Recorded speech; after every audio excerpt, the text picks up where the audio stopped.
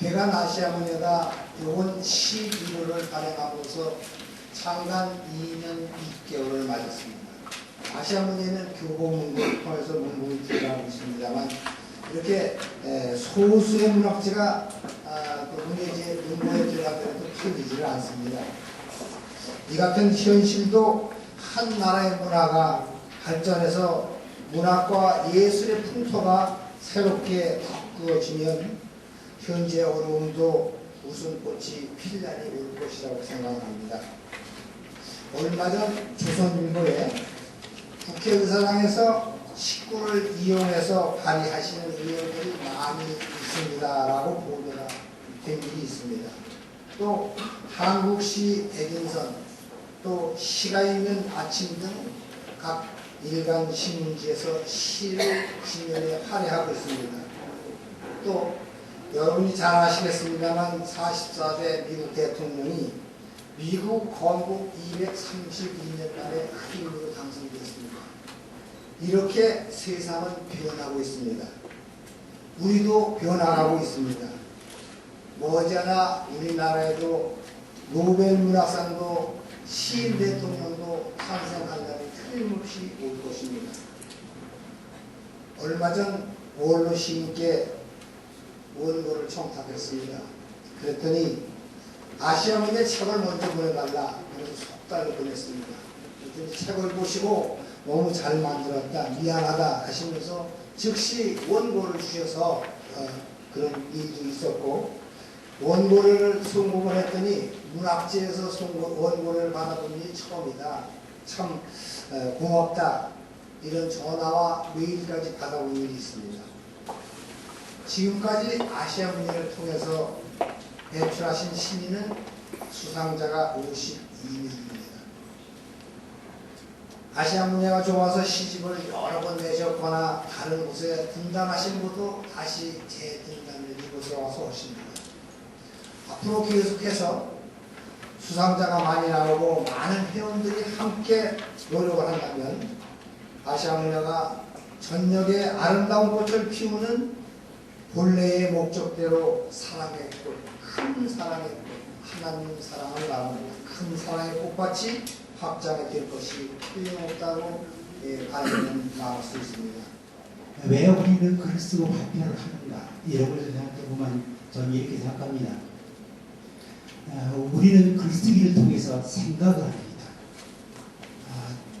저는 지난번에 몽산포에 가서 거기 해변가에서 작은 조개와 그리고 소라 껍질들을 주워온 일이 있습니다. 이것을 한 수빌가에게 주었더니 나중에 거기서 무엇을 알게 됐냐면 한 소라 껍질 하나가 살아있었습니다. 알고 보니 그것은 소라게였어요. 이것을 하나의 소재로 삼아가지고 글을 썼습니다. 그분이 쓴 글의 내용은 이렇습니다. 그 작은 소라게는 그런데 아주 아름답게 진주빛깔로 반짝반짝 빛나는 것이기 때문에 제가 그냥 빈 껍질로 한껏 주워왔습니다. 그랬더니 그 속에 소라게가 들어가 있어가지고 움직이고 있었어요. 그 소라게는 그것이 원래 자기 집이 아니었죠. 남이 버린 집을 자기 집으로 삼고 사는 것이 소라게입니다. 그러니까 먼저 살던 주인이 죽으면서 남긴 것이 바로 그 진주빛 빛깔의 그 집이었어요. 비록 하찮은 작은 생물이지만 그렇게 아름다운 진주빛 빛깔을 이 세상에 유산을 남기고 간 것. 그것을 고다운 시비리가 다른 사람이 다른 생물이 맡아가지고 자기 집으로 삼고 살아가고 있습니다.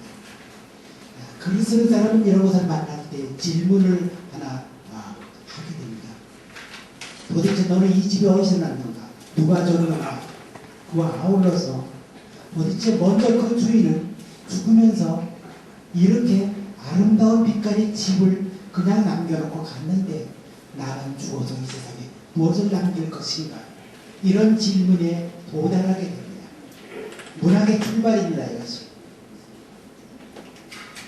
나도 이 세상에 아무 이름도 없이 태어나고 지금까지 살아온 인생인데 나는 죽어서 이 세상에 무엇을 남길 것인가?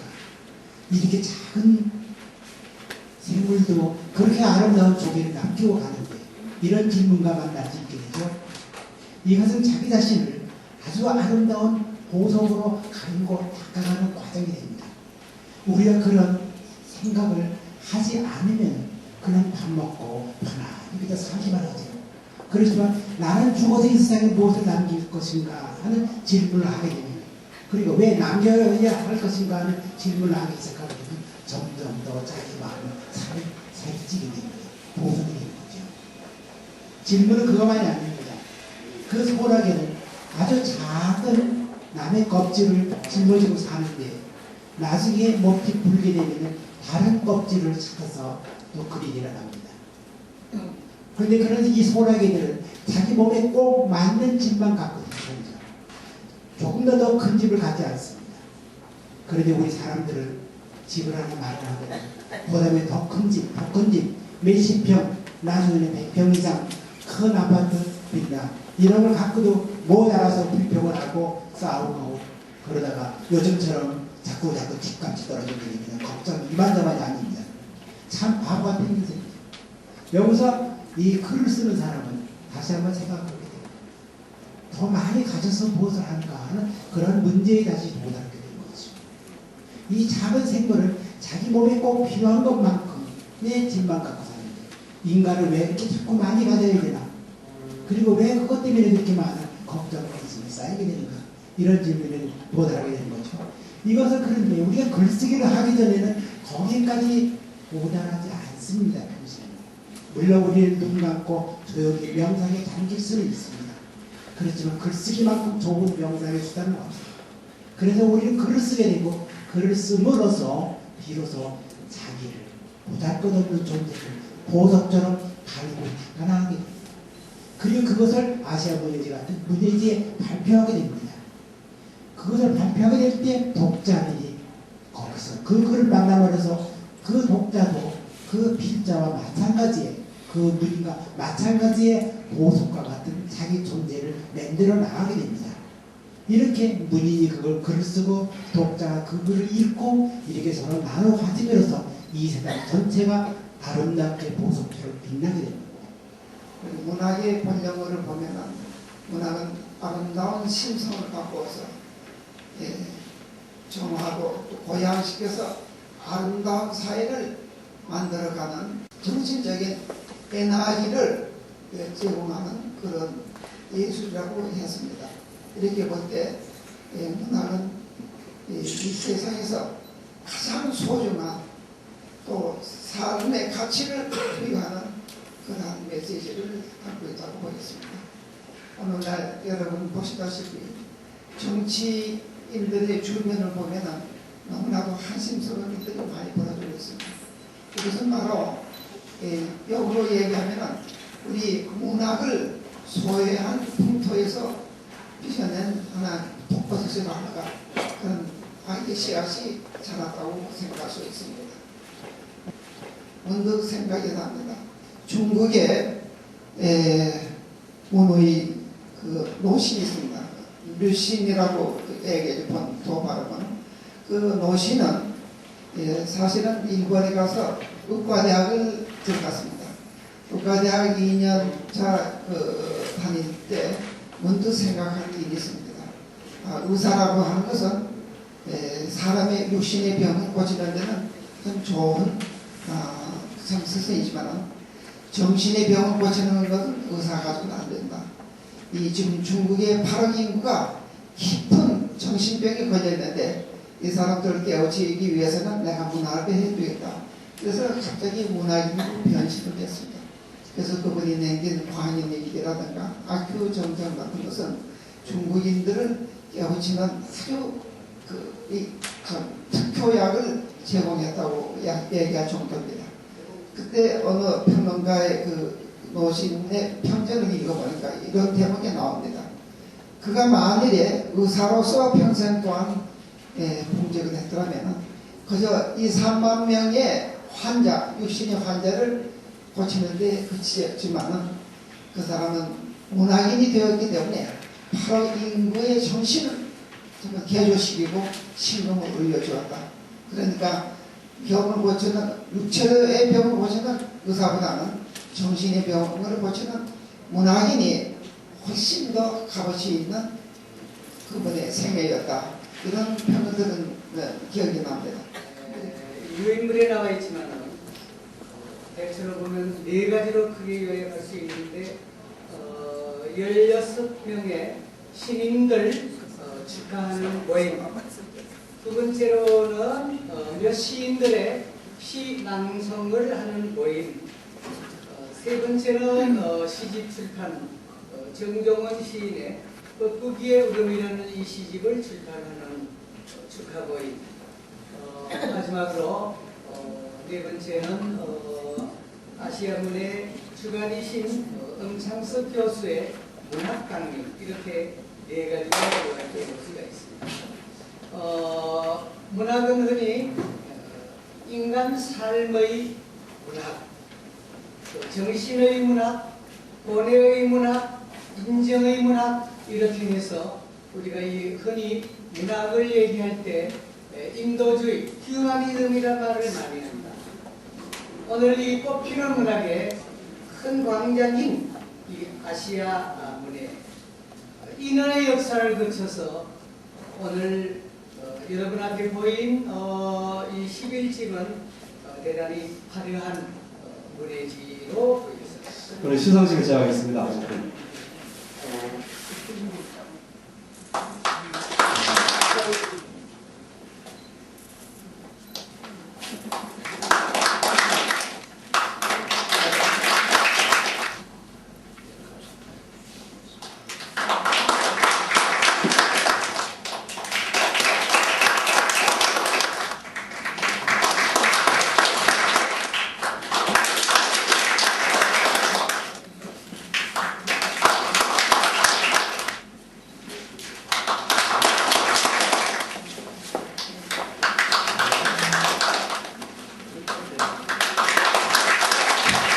다음 순서로 문학특강을 듣는 순서가 되겠습니다. 문학특강은 본지 주관이신 관동대학교 엄창석 교수님께서 해주시겠습니다. 제목은 문학과 인생입니다. 제가 문학과 인생이라고 하는 것은 말 그대로 문학, 인생, 대등한 관계입니다.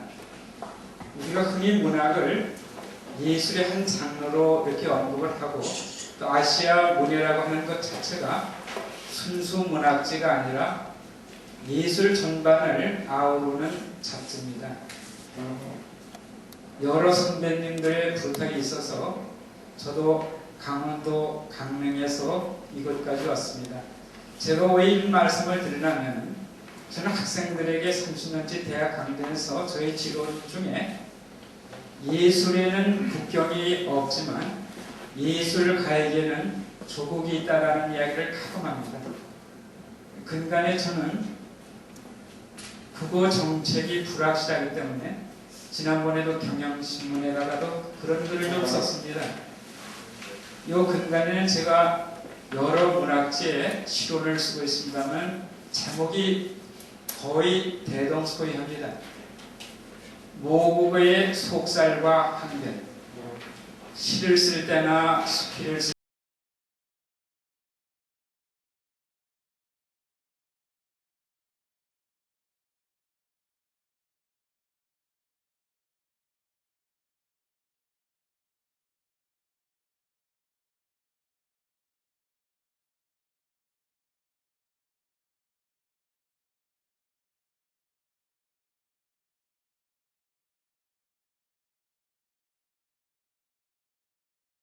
저와에는 대단히 또 이야기가 오랫동안 기억됐으면 하는 소망을 가지고 말씀을 드리려고 합니다.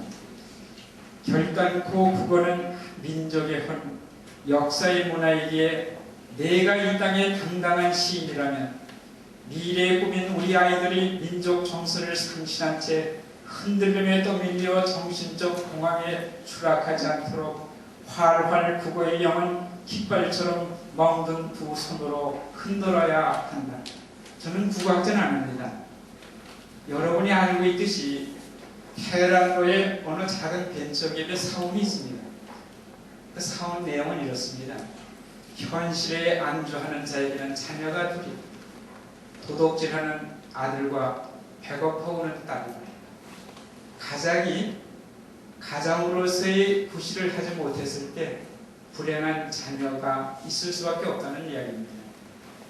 어제 방송을 제가 듣다 보니까 여러분이 알고 있듯이 실리콘밸리가 세계적인 두뇌가 다 집단에 서식하고 있다고 하고 생활하는 곳인데, 그 실리콘밸리의 상징어가 세 가지로 되어 있습니다. 콜드 피자, 차가운 피자, 레드 아이스, 충혈된 눈, 노 슬립, 잠을 잘 수 없는 것. 다시 말씀드리면 연구하는 사람도 차가운 피자를 먹을 수밖에 없고, 시간이 너무 아까우니까요. 또 깊은 밤에도 편히 잠잘 수가 없습니다. 연구해 볼 때 해야 하니까. 또 그러면서도 항상 눈을 충혈될 수밖에 없습니다. 저는 기독교 신자입니다마는 스님들이 우리가 흔히 말하는 목탁을 두드립니다.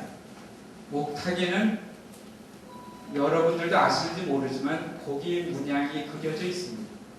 고기는 잠을 잘 때 눈을 감지 않습니다. 다시 말씀드리면 정신 작업에 임하는 수행자도 깊은 밤이지만 편히 잠들지 말고 자기가 가야 할 길을 끊임없이 돌을 닦는 길일 수도 있고, 또 제가 모두에서 말씀을 드리는 것은 특별히 문인들은 현실에 안주해서는 결코 안 된다는 이야기입니다.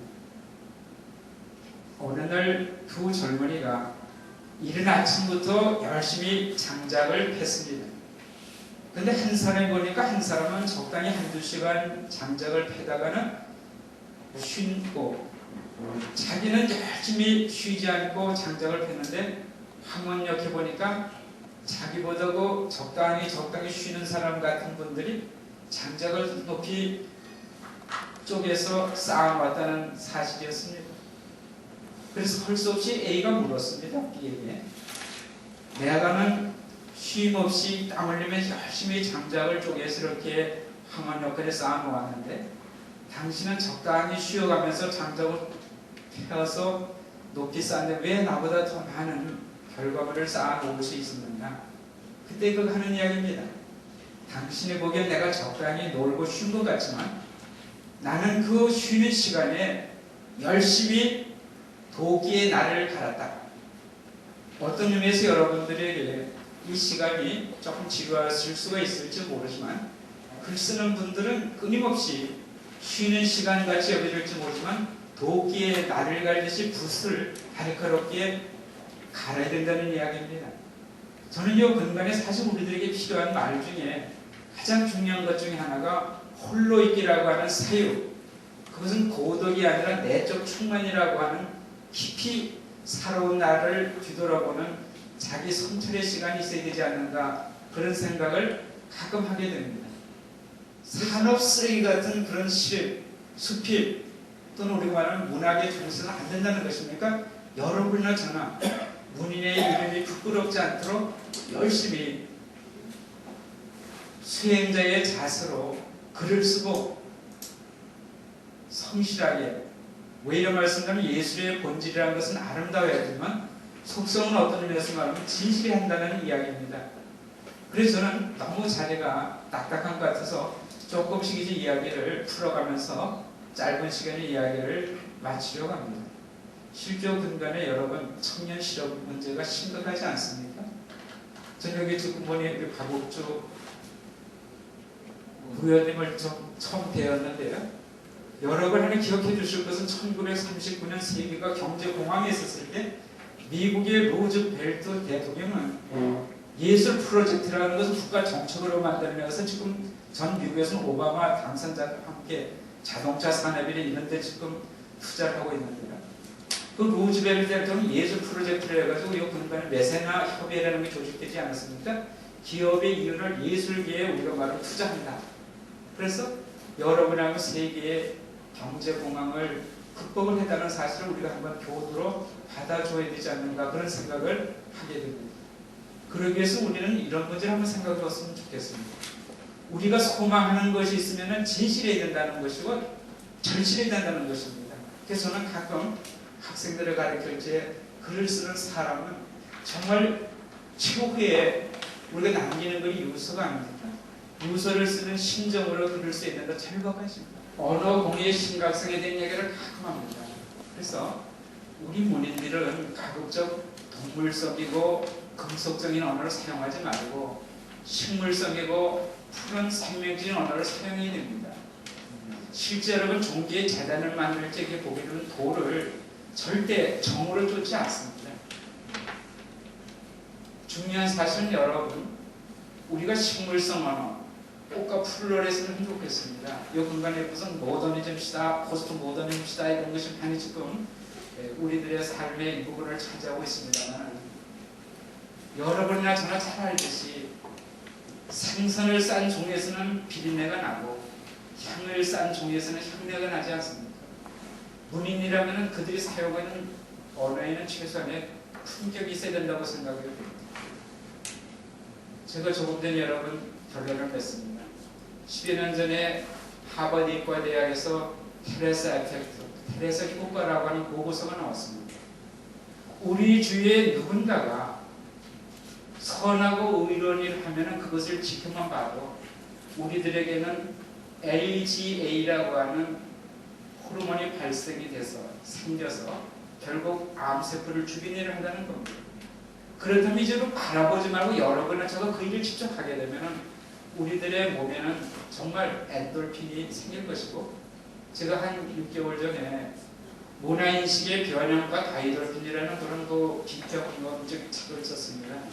여러분이 알겠지만 엔돌핀보다 4000배의 저항력이 있는 호르몬, 그것이 다이돌핀이라고 하는 것이 아닙니다. 그렇게 해서 우리는 이런 걸 생각했으면 좋겠습니다. 세월은 강물처럼 흘러가는 것이다. 어제의 시간은 이미 지나가고 내일은 나의 시간이 아니다. 오늘만이 가장 소중한 나의 시간이다. 자, 이제 시작합시다. 이리로부터 가장 사랑받았던 마더 테레사 순례님의 언급한 말입니다.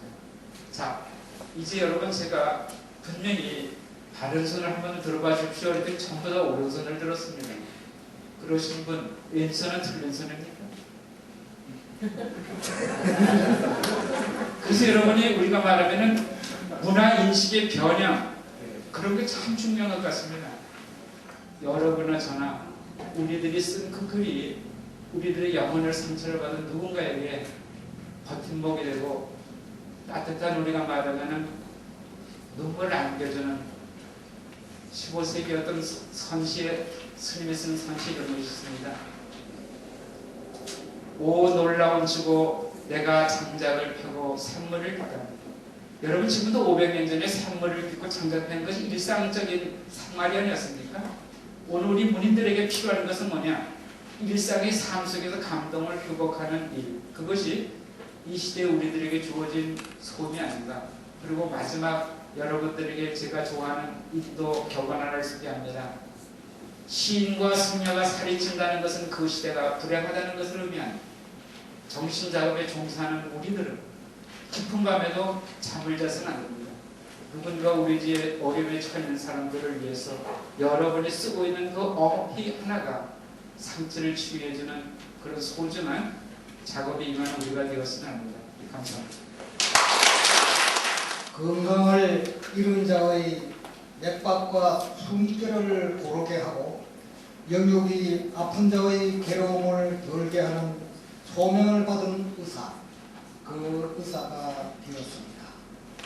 세상의 황폐한 밭에 불신의 안개를 걷게 하고 믿음의 빛 뿌리며 소망을 심는 목자, 그 목자가 되었습니다. 마음의 집에 정서의 수를 놓고 세상의 바다에 배 띄우는 청순한 시인, 그 시인이 되었습니다. 이 그리운 병은 사람만 앓는 병입니다. 근데 많은 아픔을 겪은 사람이 그리운 병이 더 많습니다. 문학의 3요소를 보통 얘기합니다. 첫 번째 요소가 정서, 두 번째 요소가 상상입니다. 상상력. 이 상상이라는 말을 우리말로 바꾸면 무엇이 될까? 그리다입니다. 그리다. 근데 어떤 때 그리게 되느냐? 없을 때 그리게 됩니다. 그러니까 사람을 가리켜서 이제 이 사르트르는 뭐라고 얘기를 하느냐면 사람은 무다, 제로다. 다른 자연은 다 완성품이다. 그런데 사람만이 무다. 그래서 무이기 때문에, 없기 때문에, 이룬 것이 하나도 없기 때문에, 완성을 못했기 때문에 그리게 되는 겁니다. 부모가 없는 고아들은 부모 얼굴만 그립니다. 그 다음에 고향을 떠난 사람들은 고향 그리움에 빠져서 고향만 그리게 됩니다. 그 다음에 애인이 없는 사람은 애인을 그립니다. 그래서 뭐 유행가에 그런 게 있잖아요. 내 님은 누구일까? 무엇을 하는 님일까? 이렇게 그려보는 겁니다. 그래서 이 그리다, 마음속으로만 그리게 되면 그것이 그림입니다. 사람들은 누구나 이 그리움병을 앓게 되어 있습니다. 왜? 사람은, 인간은 제로이기 때문에, 제로이기 때문에, 없음이기 때문에. 그래서 그리움병은 사람만이 지니고 있는 것입니다. 그래서 사람은 어떤 운명을 가지고 나왔는가? 어떤 운명을 가지고 나왔는가? 그게 바로 예술가의 운명을 지니고 나온 겁니다. 모든 사람은 다 예술가의 운명을 지니고 나온 겁니다. 뻐꾸기의 울음 정정원 녹음의 6월 여명에 가냘프게 피 맺힌 한 뻐꾸 뻐꾸 뻐꾸 비탄식의 울음 비탄의 울음 무슨 한 좌절이 있어 평안의 울음으로 고요한 아침을 가르느냐. 나도 너와 같이 나무로 향한 창에 기대어 내 울음을 닮아가는구나. 찰시기른 엄마 미만인의 절망의 눈물 자유 없는 자의 호곡성인가. 뻐꾸 뻐꾸 내 가슴 깊은 곳에 비탄의 강이 흐르는구나. 고독과 영민의 나 날씨가 추운데도 불구하고 많이 작성해 주셔서 감사드립니다. 아시아인들이 지금 난로 발전을 건립하고 있습니다. 큰 성원과 제분들을 바랍니다. 지금 아시아 무대에서 시창작 교실을 운영하고 있습니다.